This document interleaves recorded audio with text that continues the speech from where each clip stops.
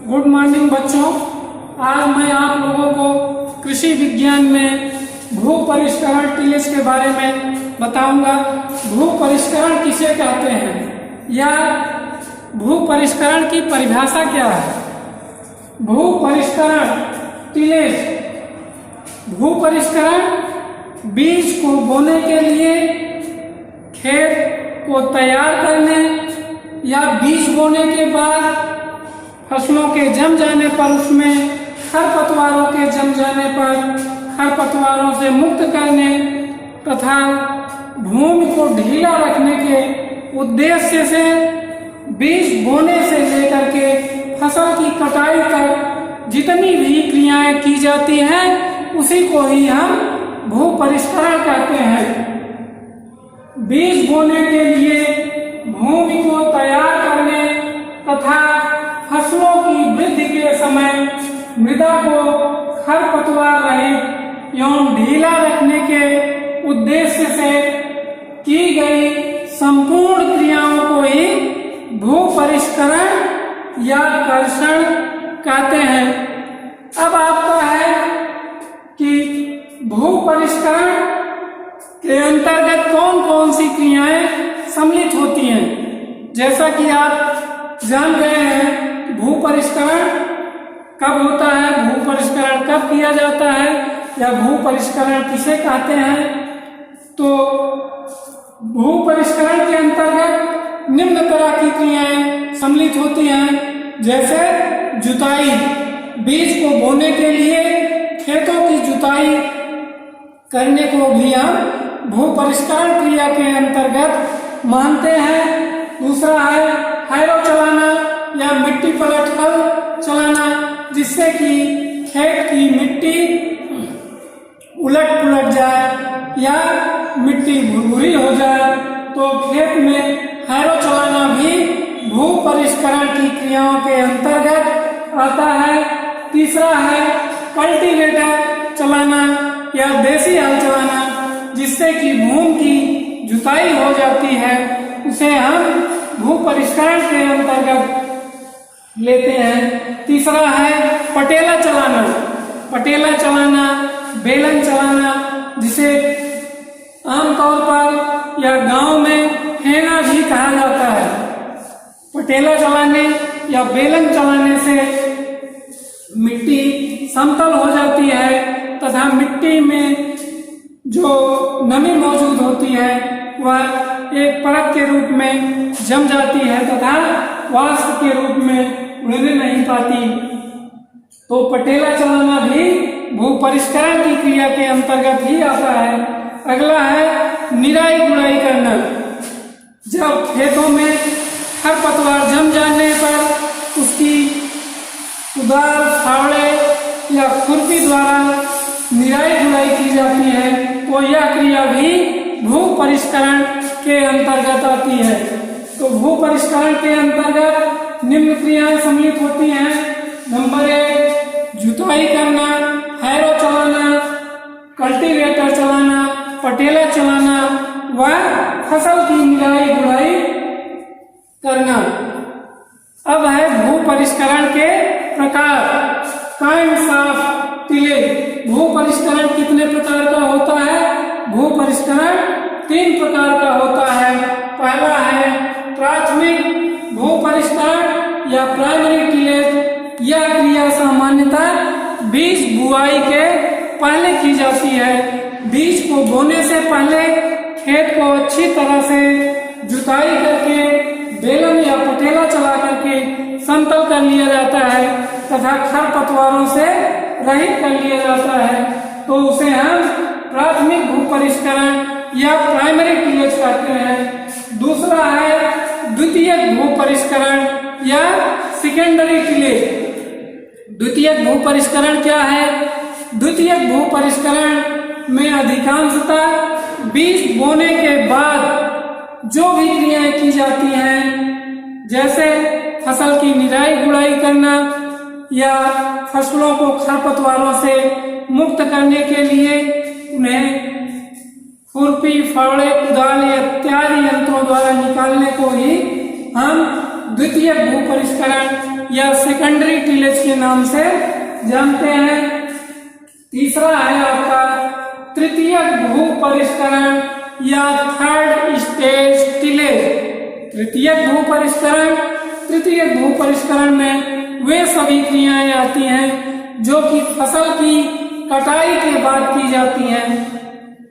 फसल की कटाई के बाद कौन सी क्रिया की जाती है? फसल की कटाई के बाद फसलों की मड़ाई करना, फसलों का भंडारण करना, फसलों का विपणन या मार्केटिंग करना, ये तृतीय भू परिष्करण के अंतर्गत आता है। तो भू परिष्करण के 3 प्रकार हैं। पहला है प्राथमिक भू परिष्करण, दूसरा है द्वितीयक भू परिष्करण तथा तीसरा है तृतीयक भू परिष्करण। भू परिष्करण की कुछ अन्य विधियां या प्रकार कह सकते हैं। उनमें है पहला एक शून्य भू परिष्करण। शून्य भू परिष्करण किसे कहते हैं? जब खेत की बगैर जुताई किए ही बीजों की बुआई कर दी जाती है तो उसे हम शून्य भू परिष्करण कहते हैं। शून्य भू परिष्करण अधिकांशतः रबी की फसलों में अपनाया जाता है। जैसे धान की कटाई करने के बाद धान के खेत में ही गेहूं की बुआई इस प्रकार से की जाए जिससे कि खेत की बगैर जुताई किए ही बुआई कर दी जाए। अगला है रिड्यूस्ड टिलेज। रिड्यूस्ड टिलेज किसे कहते हैं? जब किसी भी फसल की बुआई में कृषि यंत्रों का कम से कम प्रयोग होता है तो उसे हम रिड्यूस्ड टिलेज कहते हैं। रिड्यूस्ड टिलेज में जहां पर प्राथमिक भू परिष्करण में 3 या 4 जुताई होती है, रिड्यूस्ड टिलेज या रिड्यूस्ड भू परिष्करण में बीज को बोने के लिए 1 या 2 जुताई से ही काम चला लिया जाता है। अन्य जुताइयों की आवश्यकता नहीं पड़ती या पटेला नहीं लगाया जाता तथा खरपतवारों को निकालने के लिए अन्य यंत्रों खुरपी, कुदाल, फावड़े इत्यादि को उपयोग में नहीं लाया जाता। तो जब कृषि यंत्रों का कम से कम प्रयोग किया जाता है तो उसे हम रिड्यूस्ड टिलेज या रिड्यूस्ड भू परिष्करण भी कहते हैं। अगला है कंजर्वेशन टिलेज। कंजर्वेशन टिलेज जब खरपतवार को नष्ट करने के लिए शाकनाशियों का प्रयोग करते हैं, कृषि यंत्रों को प्रयोग में नहीं लाया जाता तो उसे हम कंजर्वेशन टिलेज के नाम से भी जानते हैं। अब आगे है भू परिष्करण के उद्देश्य एम ऑफ टिलेज। भू परिष्करण का हमारा उद्देश्य क्या है? किन कारणों से हमें भू परिष्करण की क्रिया करनी पड़ रही है? तो भू परिष्करण का पहला उद्देश्य है भूमि को भुरभुरा बनाना। फसलों की बुआई करने या फसलों के बीजों की बुआई करने के लिए भूमि को भुरभुरा बनाने या उनके ढेलों को तोड़ने के लिए जुताई की जाती है। तो भूमि को भुरभुरा बनाने के लिए भी खेतों में भू परिष्करण की क्रियाएं की जाती हैं। भू परिष्करण का दूसरा उद्देश्य है खरपतवारों को नष्ट करना। खरपतवारों को नष्ट करने के लिए भी खेतों की जुताई या पटेला लगाना या निराई गुड़ाई इत्यादि क्रियाएं की जाती हैं जिससे कि खरपतवारों का जमाव न हो तथा खरपतवार हमारी फसल में न उग सके। अगला है भूमि की जल ग्रहण तथा जल धारण क्षमता को बढ़ाना।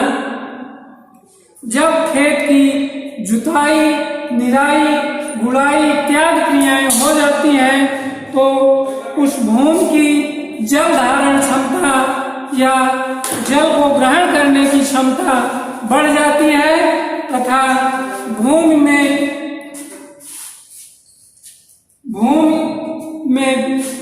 अन्य क्रियाएं करने की आवश्यकता कम ही पड़ती है।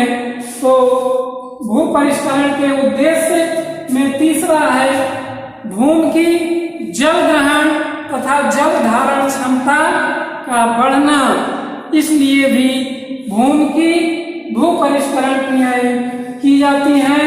अगला है खादों को मिट्टी में मिलाना। भू परिष्करण क्रियाओं को करने का एक महत्वपूर्ण कारण यह भी है कि भूमि में हम जो भी खाद जैसे आपकी देसी खाद, गोबर की खाद, कंपोस्ट खाद, केचुआ खाद तथा विभिन्न प्रकार की हरी खादें होती हैं उनको भूमि में मिलाने के लिए भी भू परिष्करण की क्रियाएं करनी पड़ती हैं। अगला है भूमि कटाव को रोकना। भूमि कटाव को रोकने के लिए भी भू परिष्करण की क्रियाएं की जाती हैं। जब हम भूमि की जुताई करके उसमें पटेला लगा देते हैं तो भूमि के कण या भूमि दब जाती है तथा वर्षा के पानी द्वारा वहां पर भूमि का कटाव नहीं होने पाता। भूमि में जल को धारण करने तथा जल को ग्रहण करने की क्षमता बढ़ जाती है। वर्षा का पानी भूमि की जुताई कर देने पर भूमि अपने अंदर सोख लेती है। इसलिए भी भू परिष्करण की क्रियाएं की जाती हैं। अगला है हानिकारक कीड़ों तथा मकोड़ों को नष्ट करना। कुछ ऐसे कीड़े होते हैं जिनकी अगर जुताई कर दी जाती है वो जमीन के ऊपर आ जाएंगे तथा धूप, वर्षा इत्यादि द्वारा नष्ट हो जाते हैं। तो भूमि में जो भी हानिकारक कीड़े होते हैं उनकी जुताई, निराई, गुड़ाई इत्यादि करने से वे नष्ट हो जाते हैं या खत्म हो जाते हैं। अगला कारण है भूमि में वायु संचार बढ़ाना।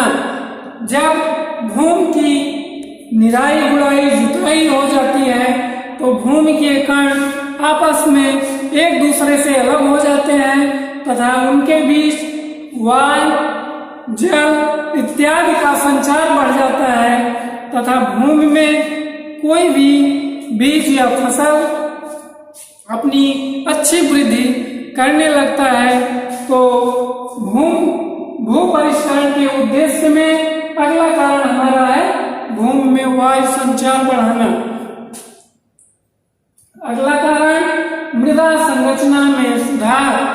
जब भूमि की जुताई, निराई, गुड़ाई हो जाती है तो भूमि के कण एक दूसरे से अलग अलग हो जाते हैं जिससे कि मृदा की जो संरचना होती है उसमें सुधार हो जाता है।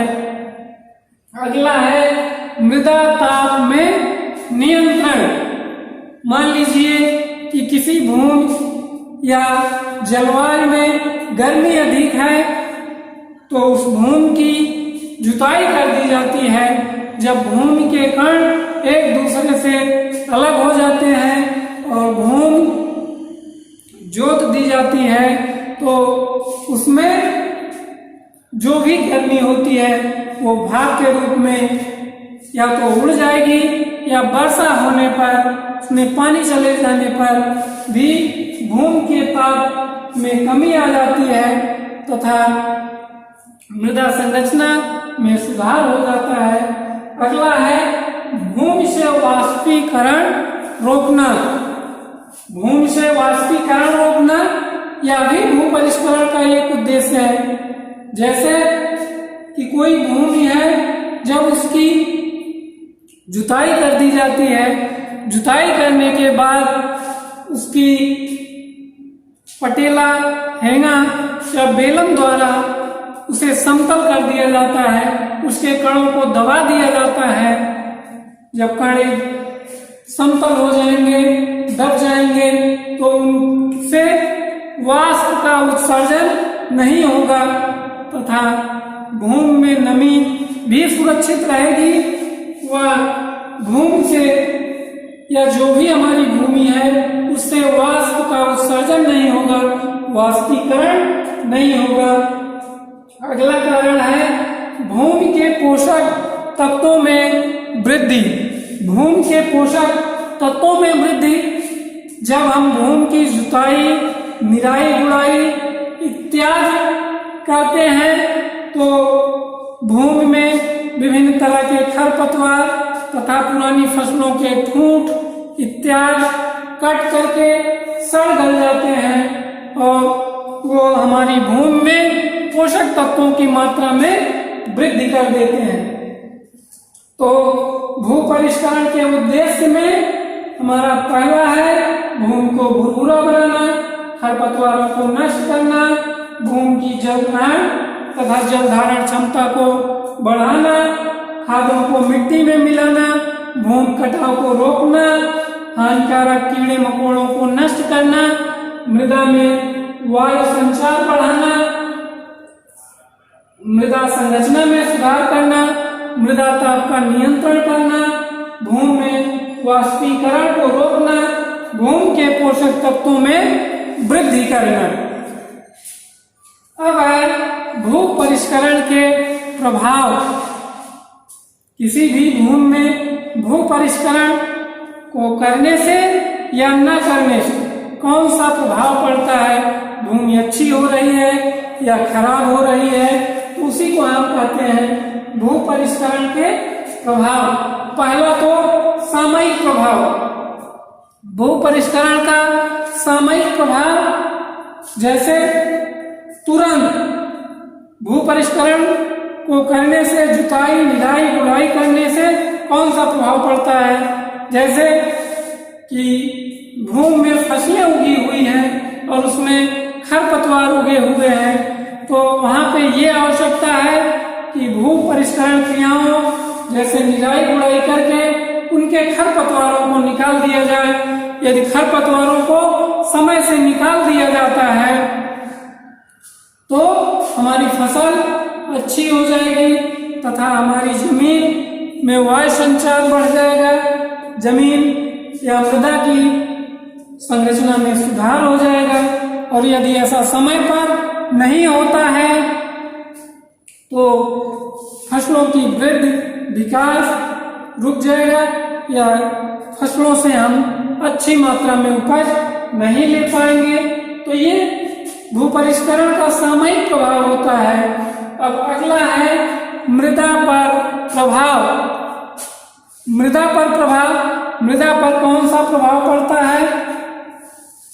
यदि मान लीजिए कि किसी भी जमीन में भू परिष्करण की क्रियाएं नहीं होती हैं तो मृदा सख्त हो जाएगी तथा उस जमीन या उस भूमि में फसलें नहीं उगाई जा सकेंगी तथा उस मृदा में फसलों का अच्छा उत्पादन नहीं मिल पाएगा। तो ये भू परिष्करण के अच्छे या खराब प्रभाव होते हैं।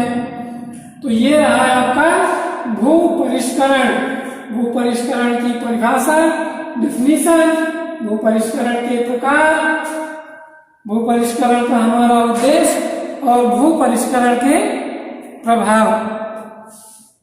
ओके बच्चों।